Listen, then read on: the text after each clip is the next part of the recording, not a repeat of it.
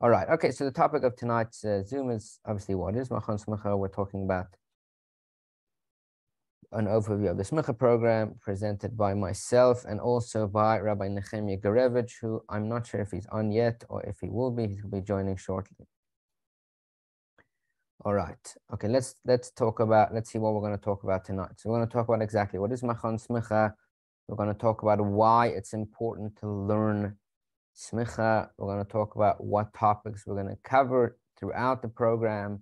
We're going to talk about what specifically Machon Smicha has to offer. We're going to talk about the Shulchan Aruch study guide, which I don't imagine too many of you received yet, but some have. It was mailed out already, and if not, it was being mailed out today. We're going to talk about that. We're going to talk about the schedule, how it works. We're going to talk about what you need and how you should go about learning in terms of equipment. And maybe it's a bit preemptive, but we'll talk about tests because I've found over the years that tests is something that everybody wants to know about from the outset. All right.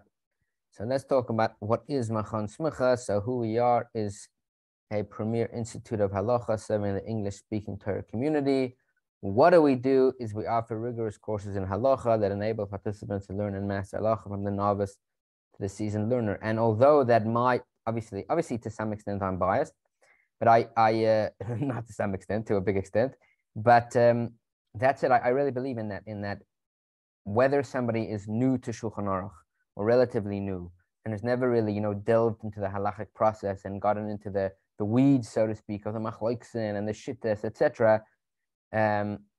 Or somebody who is very experienced and they've learned a lot. They have definitely what to gain from the structure and the way we ultimately, Baruch Hashem, we have a great team of Chebra who are writing our courses, etc. And what we've been able to present. And why we do what we do is to answer the call from so many who want to take their learning to the next level in a structured manner and to foster a deep appreciation of the halachic process and why we do what we do, which I think is an incredibly somewhat underrated point, but I think it's very important. Very often, we live as from Yidden, and obviously, we try to do what we try to do what we're supposed to do, but there is a ein aroich difference when we understand why it is exactly what we're doing. It's not just, I do it because that's what my mother told me, or because, Azoi Tutman. No, if one really understands how we got from Har Sinai literally to doing what I'm doing in my kitchen or what I'm doing in, in wherever it is, I'm in the shul, whatever it is, then one ultimately has a tremendously deeper appreciation for Yiddishkeit and for halacha and for exactly why we do what we do. All right, so let's talk about the idea why we're learning Smicha. So I know to some extent I might be a little bit preaching to the choir already because everybody here is to some extent interested in learning Smicha, but nevertheless it's important to go over and talk about it. So the first important point, and this is a point that the Lubavitcher Rebbe spoke about very strongly, encouraging people to get Smicha, which is the idea that every home needs a rabbi. Yes, every community, every shul has a rov, and he's a person who one approaches when one has a difficult shaila or, etc. But every home needs a rabbi, right? Just like every home should have somebody, you have a doctor, but every home should have somebody who knows first aid. It's the same thing. Every home should have somebody who's well-versed in the halachas atzruchas, the halachas that come up on a day-to-day basis. And it's important that one should be the rabbi in one's own home, both in terms of, showing one's family, this is what, Tati stands for, this is what's important to me, but also in terms of when the shilas do come up, one at least knows, how to deal with them, whether or not they can be dealt with on one's own or passed on to a rov, etc. Okay, another reason why it's important to learn Smicha is the idea of learn how to ask a halacha question and have the conversation. I always give this example, but I think it's a good example, which is sometimes you go to the doctor and you're not feeling well, all right? So the doctor says, okay, what are your symptoms? So you list them all symptoms. My back is hurting and I'm tired and my fingers are itchy. And I don't know what are the important symptoms upon which the doctor will make his diagnosis. For all I know, what I thought was very important turns out to be, the doctor doesn't care about that. And really what I thought was the most insignificant detail, that's really, where the doctor can figure out exactly what's going on. And it's the same thing in halacha. Sometimes it's important, in other words, to learn how to ask, how to have that conversation, how to have that halacha conversation, such that when one does go to a rov and ask a question, one knows exactly, how to navigate that conversation. And the third point, which is important as well, which is the idea of to learn how to navigate a Shulchan Aruch. Right? I'm not going to sit here and say what's the most important sefer in Torah. They're all important, and it's not a pretty pointless discussion. But there's no question that the Shulchan Aruch is one of the most important, because this is the sefer that tells us how to live as Frum Yidden on a day-to-day basis. So it's important, and for some reason, in yeshivas, it's generally not learned too strongly. So it's important to learn how to navigate the Shulchan Aruch, and that's why we specifically focus on these topics, because they're fundamental. That's why it's also important to learn the jargon of halacha, to pick up the language of halacha, so one becomes familiar. And also, it's important to learn inside the Shulchan Aruch to not just hear a shir or whatever. It's really learn inside, see how the Mechaber speaks, see the Ramah, see the Noise Kalim, the background, etc. All right. By the way, this is recorded and will be uploaded to your account. So if you want to watch it later, you definitely can.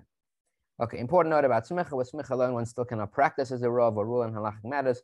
Much like any other profession, Shimush is required first, right? So there's really two parts to becoming a practicing Rav. Smicha is the theory, the degree, and then there's the Shimush, which is the practical side. So Be'ezras Hashem, you'll receive Smicha, but it's important to mention that one first needs Shimush to actually be able to practice as a Rav.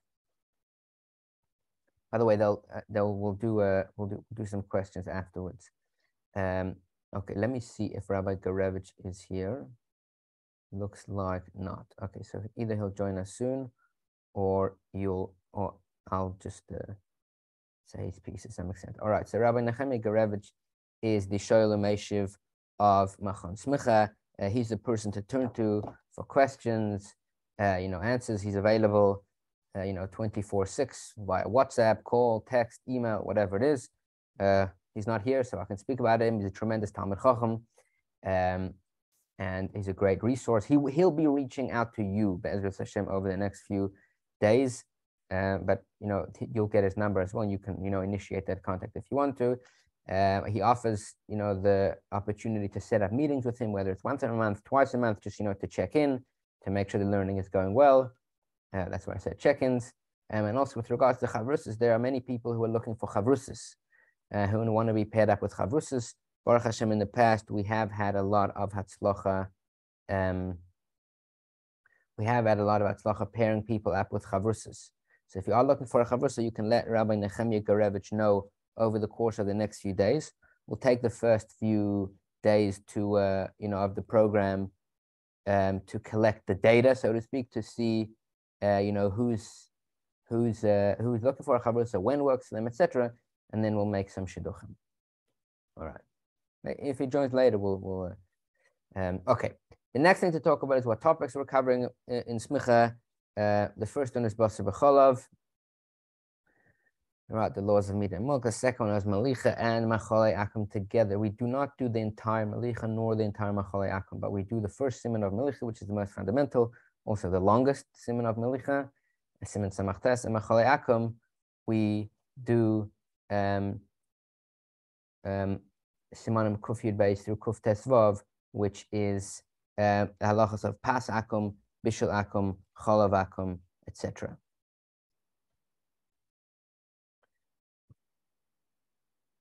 Okay. The next one we do is Hilchas Taruvas. Taruvas is really the fundamentals of Hilchas Kashrus, the laws of forbidden mixtures, and then finally we finish the course with a unit on Shabbos. Important point about Shabbos, which is not officially part of Smicha. Smicha is traditionally on Yeridea. Shabbos is an Arachaim. Nevertheless, we want that people who are getting Smicha should at least brush up to some extent on the practical side of Hilchas Shabbos. So the way we do Shabbos is different to everything else. We don't learn it from inside the Shulchan Aruch. We learn it from a Sefer, which is a kitzur of the Shulchan Aruch. We basically cover 10 core topics of Hilchas Shabbos, making sure that everybody's up to speed, at least has a threshold, working knowledge of the practical side of Hilchas Shabbos. All right. Okay, the next thing I'm going to talk about is what does Machon Smicha offer. So till now we spoke about what we're covering, why it's important to learn Smicha. So what is specific about Machon Smicha and what can you expect? So first of all, by now you should have seen you have an online portal, you have an account on the website where you can access all the shiurim, all the content, the review material, the quizzes, the introductions, the summaries, the translations, everything. There's a schedule to follow, which you have not been sent out. You will be sent it out tomorrow. We'll talk about the schedule more later, so I don't have to discuss it now. Then there's shiurim, which you can access online. The shiurim are not live. So, you can learn from them whenever you want. You can also speed them up, slow them down, change the tempo if you don't like how I sound. I don't like my accent. Fourth thing is the translated and the explained Shulchan Aruch, which is, I believe, the only such thing that exists on Shulchan Aruch. Baruch Hashem, we have a tremendous team of real Talmidei Chachamim who work in Hebrew, who really know the stuff, and excellent writers who've worked on this over the past few years to really break down every halacha, translate it, introduce the halacha and the background from the Gemara, from the Rishonim, from the Beis Yosef, all in English, and then going through the Noisa Kalim, the Shach, the Taz, and any other Noisa Kalim that are relevant. Okay, the next thing is access to teachers for questions, discussions, etc. I'll leave that to Rabbi Gurevitz to discuss. Then we have review questions and quizzes, right? You can quiz yourself as you go along. Ultimately, there's tests. We'll talk about tests also shortly. We have a group WhatsApp chat where people can post questions, answers, discuss things, etc. And then ultimately a Teudat Smicha certificate for those who successfully complete the course and pass all 6 tests. Okay, how does it translate and explain Shulchan Aruch work? So could be some of you have seen a sample on the website. Still worth it to talk about it a little bit. So this is just a screenshot of the image, and basically what you're going to see is the Shulchan Aruch on one side of the page and the English on the other side of the page. On the Hebrew side, we've completely redone the Hebrew side. The layout is our own. We redid it, and we with clear Hebrew letters, spaced out such that one can read it. We eliminated a lot of the Noisa Kalim that generally people don't learn, so it makes it a little bit more clear and easier to use. And that's on the Tzura Sadaf, that's on the Shulchan Aruch side, and on the corresponding page is the English. So you'll see basically that every halacha is broken up into 4 parts effectively. One is the introduction, then there's the translation of the actual halacha of the Mechaber and the Ramah, the authors of the Shulchan Aruch. Then we have a section called discussions and explanations, which is the Shach, the Taz, the primary Noisa Kalim, and any other Noisa Kalim I want to get into, whether that's the Prima Godim, Rabbi Kiva Eger, the Piskei Tshuva, and even contemporary poskim, the contemporary application of the halacha. And then at the bottom there's sources and notes, which is either Mar Makomis, so where to look things up from, so that you can check out if we made the material up, or a lot of additional discussions, sometimes more advanced, to some extent complicated things. I would mention from the outset that one is not responsible for that which is in the footnote. So sometimes people will say, wow, this footnote was really difficult. So it's definitely, it's kishmak and it's kedai to learn. And in terms of the test, one is not responsible for the chomer that's in the footnotes, whereas everything else one is responsible for. Okay, let's talk about how the schedule works. Schedule will be sent to you via email. So that'll happen either later tonight or tomorrow. You can integrate the schedule with Google Calendar. So in other words, it'll show up if you use Google Calendar, it'll tell you when we're beginning each simon. I believe you get notifications about it as well, when the tests are, etc. If you use a different calendar app, you can let me know, and it's supported as well. Yes, you receive notifications, and then you will receive also a PDF, which is basically, just this is the schedule. In other words, you can print it out, you can hang it up, or you can, refer to it just from your email, etc. But the point is, it says when everything is, when we're starting which simon, and when the tests are. So there's ultimately 6 tests, and it's very straightforward. Like you see here, event, Machon Smicha begins. Okay, this is a sample, so it's not today, but the point is, very straightforward. Okay. Okay, next thing to talk about is what you need and how you should go about learning. So what you need is obviously a device, a computer, tablet, or a phone. You need a Shulchan Aruch. You can either use our one, again, which we're mailing to you, or you can use a regular one. That's totally fine. A lot of people ask me which one I recommend. I recommend the Shulchan Melachim one, the one that says the Tur and the Shulchan Aruch from the beginning of Melicha all the way to the end of Machalei Akum. You could buy the ones that are like more broken up, but if you want to know which one I recommend, it's a Shulchan Melachim one. I know that it was out of print for a while, but I believe it's back in print. So buy that one. And then if you were looking for something else, so we're starting with Basar B'cholim. So if you're familiar with Hebrew, Ois has a beautiful, beautiful, beautiful Shulchan Aruch on Basar V'Chalav. And somebody actually told me that they're in the process of working on a Taruvis, so that's going to be great when that comes out. And if you're familiar with English and you're looking for, to a little bit more context, a little bit more background, etc., you can buy a book which is produced by our school called The Laws of Kashrus by Rabbi Binyamin Forst. He really wrote two books. One is a red book called The Laws of Kashrus, and one is a blue book called, I always forget the name, something about like the kosher kitchen or something like that, by Rabbi Binyamin Forst. The red book is the more of the academic book, and the blue book is more of the practical book. So in the context of Smicha, where we're learning, the behind the scenes of the halacha, I recommend getting, if you want to get, you don't have to get it. And I actually would recommend people to hold off on buying the whole Svarim store, give it a few days or weeks before you go buy something.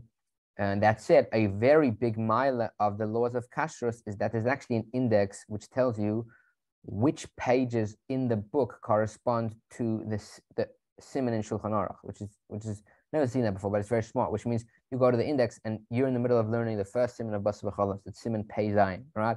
So the book will tell you, okay, so in this book, the index will tell you in this book, it is pages, 112 to 120. So it's nice.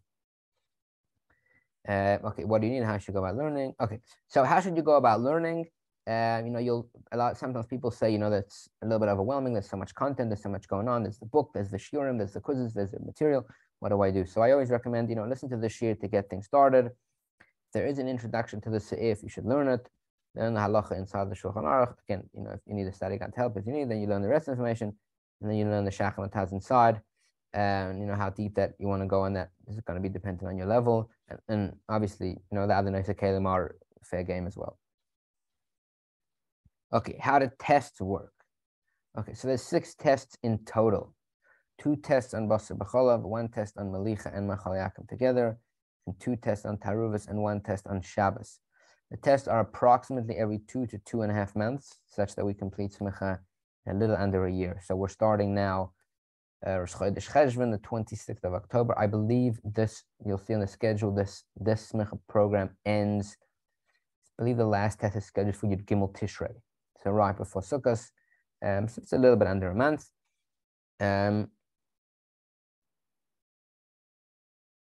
We'll talk about tests. Okay, how do tests work? Okay, so the tests are multiple choice. They are timed.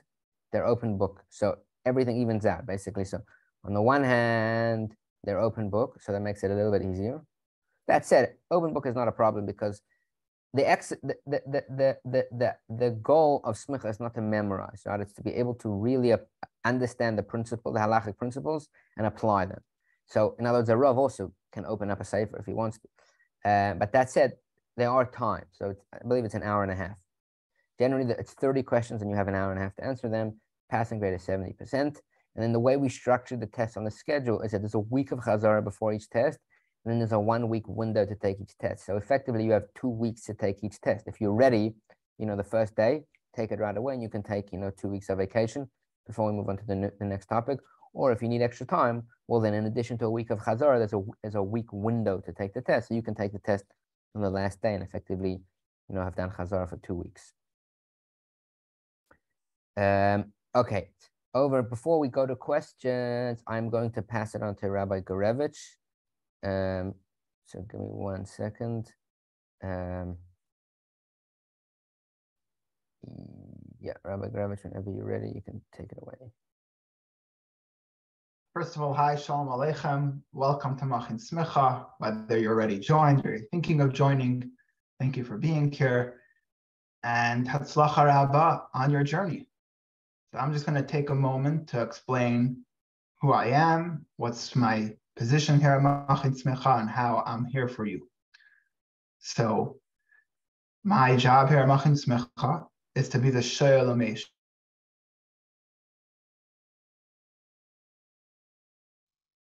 Answer questions in learning which you may progress. This is whether it's a simple translation or a more complicated clarification or a background of some idea. Really, it's a service that's available to you and to use. And that's done through WhatsApp. My number is you will either you have it ready or you'll get it shortly. And the number, starting from tomorrow, to use if you have encountered any difficulties as you're learning. Another aspect of my job here is to be the human support system as you're learning. So I will be in touch with all the students as we start, and then continuously stay in touch with you, whether through text or through video calls. And I will try to reach out to have at least one one-on-one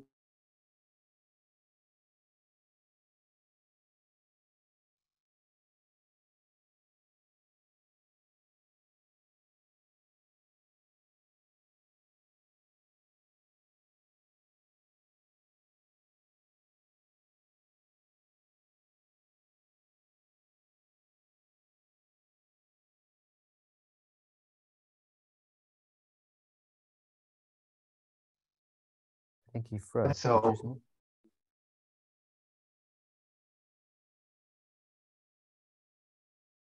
But Gurevitz, I think you're freezing. I'm not sure if it's just me. how long was I cut out for? I'm not sure. Would somebody care to chime in? Was it just me or was it frozen for everybody else also? It was probably for everyone. My connection is not that good.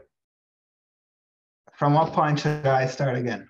Yes, you said another aspect of what you do. Okay, sure. So another aspect of what I do is I'm going to reach out to all of you as the program starts to establish a one-on-one video meeting just to, first of all, establish a connection and to establish a connection as we start this journey together. And I'm going to continuously stay in touch with you throughout the program to hear how it's going, to be the human aspect of this program, to stay in touch and be a sort of a support system to help you stay accountable and motivated throughout this journey.